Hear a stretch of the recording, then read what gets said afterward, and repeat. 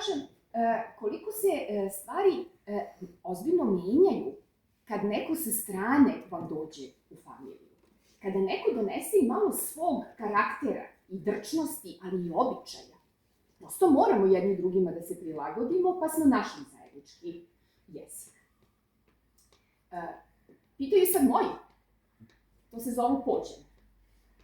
Kakvi su običaji sad ovdje? I ja sad pitam Zorana, Zoran mi objašnjava, zovemo njegovu ujnu, ujna nam objašnjava i oni kažu da tu postoji nešto što se zove poljevačina. A moja mama pita, čime će da me polivaju? Ma neće, mama, ničem da te polivaju, to je darivanje, pa je to posebno, pa tamo pare, pa tamo dobro je, kaže. Šta ćemo da jedemo? Kaže Zoran, pa bit će predjelo, bit će ćeške. Ćeške? Šta su ćeške?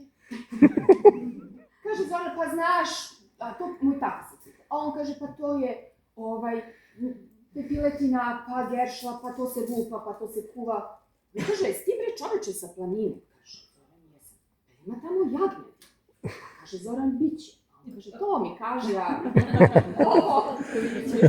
ovo ćemo i preskočiti. Dolaze Smederevci, autobus, slavodobitno kao da su osvojili čajuče, voze se pravo, polako, autobus koči, on tata gleda i kaže, Bože, koja je budala zgazila čoveka vozeći 20 km na sat.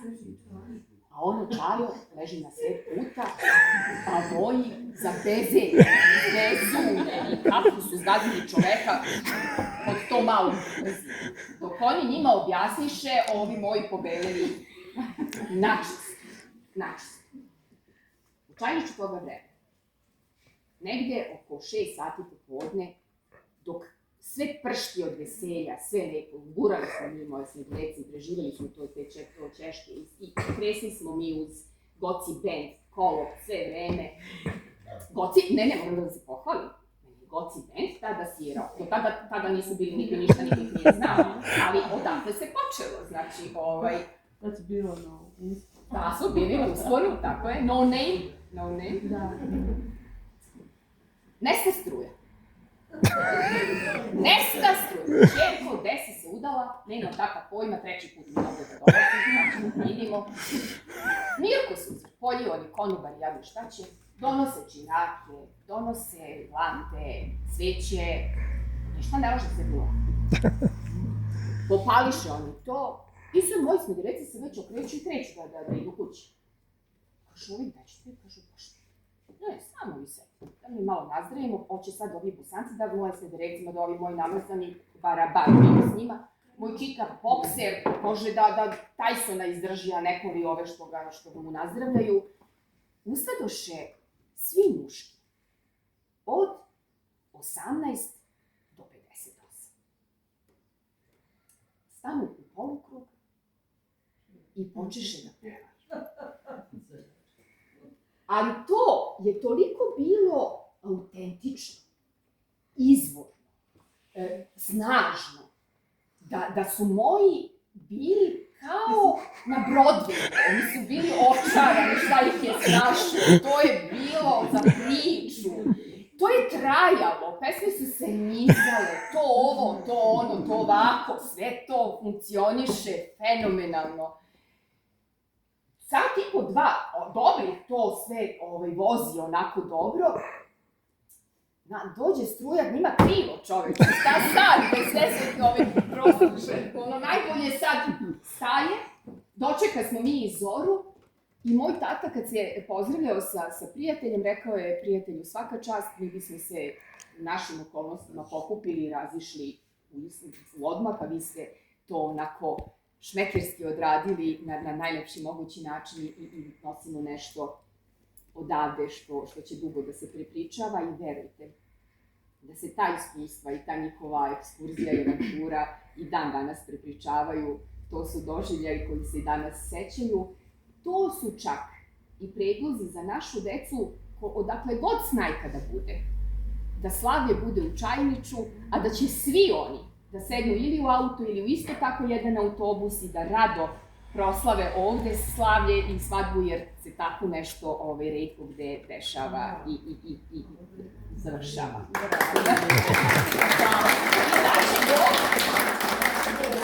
Što kaže narodna pesma, da će Bog pa će dobro biti, pa neka baš tako i bude. U svakom slučaju, na taj način pišem ovu knjigu. Ona je do sada došla do ruku čitalaca u Srbiji. Ono što je neobično i što je lepo, prvo su je pokupovali čitaoci na obali Drine. Jeste naše, ali to je njima bio izazov, jer to je sve njima jako blisko.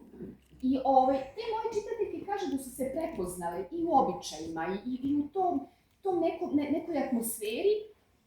I onda su me korile kada sam pisala ove priče o Čajniču, o Čajničanima, o Čajničkoj snajki. Oni su rekli, ti si nepravedna. To je priča i o nama. To je priča i o našem životu i o našem iskustvu.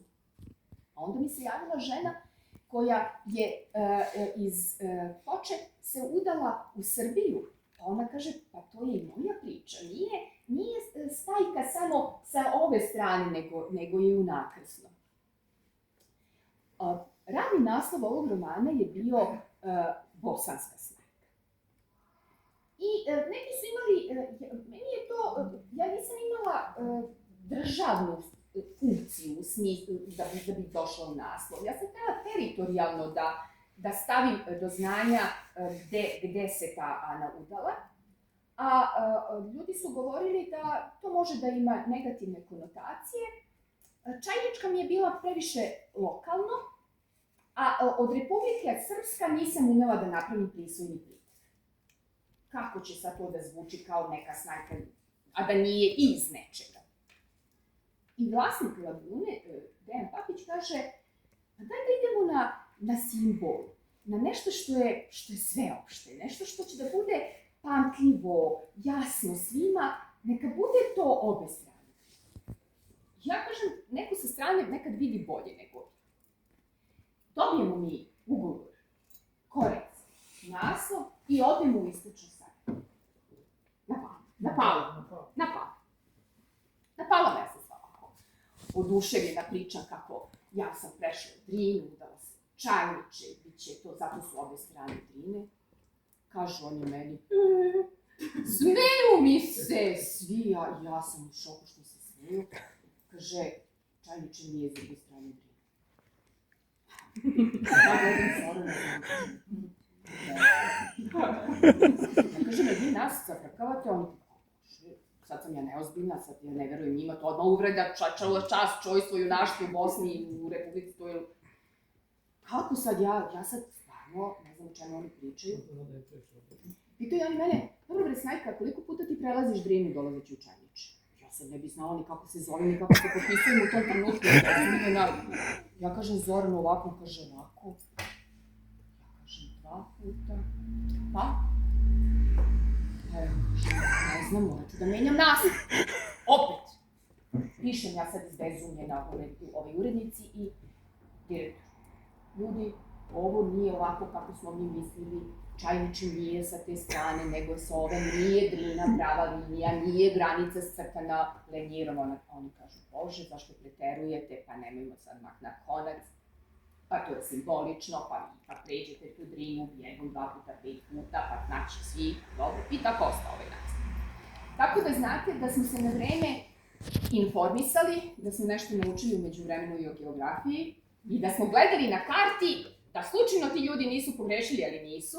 Videli smo gde i šta i kako je. Naučili smo nešto i o vama i o nama. I tako osta ovaj naslov.